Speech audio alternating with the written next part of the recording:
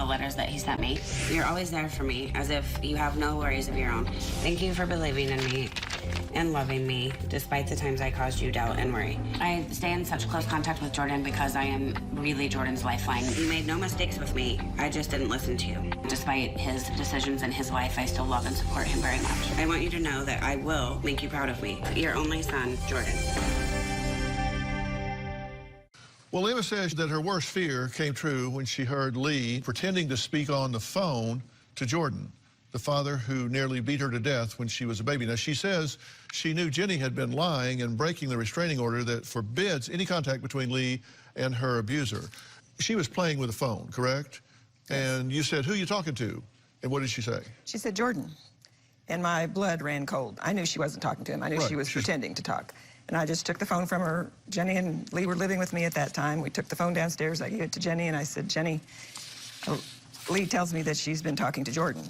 And Jenny immediately said, well, she hasn't been. I said, I understand that. I said, she's just pretending. But I said, the fact that she knows his name horrifies me. Why would she be pretending to talk to him? How would she even know to do that? It's not like he died. I still speak his name. She doesn't know who he is at all. She doesn't know that he's my son. She doesn't know that he's her birth father, but she has heard the name, Jordan. This is a letter to Lee from Jordan. He says, quote, I love to hear you on the phone. Pretty soon, you will be able to talk more and more. He can hear her in the background. He can hear her voice. Okay. I love to hear you on the phone. That is a violation of the restraining order, and it is also a violation of common sense.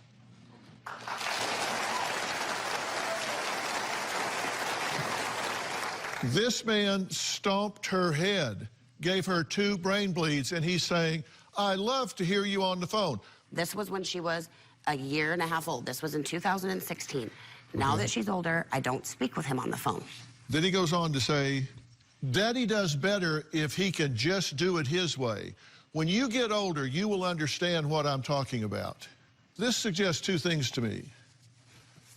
Number 1, he still thinks what he knows is best. And number 2, I've been at this 45 years. Somebody with a 54 IQ did not write that letter. Okay.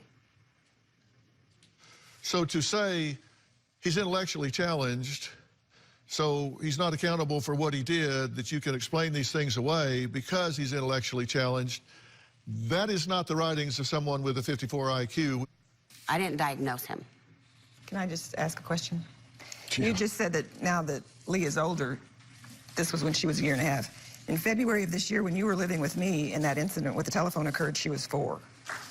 Yeah, and she wasn't on the phone with him. She pretended to be on the phone with him. Because she's pretending. At the age of 4. She's pretending to be like me. You're saying that after a year and a half, you didn't have contact with him on the phone.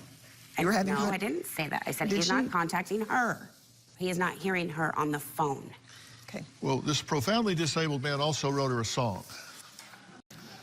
And in the song, which goes on for 2 pages here, as you can see, open your arms, take me in, I'll be your friend until the end.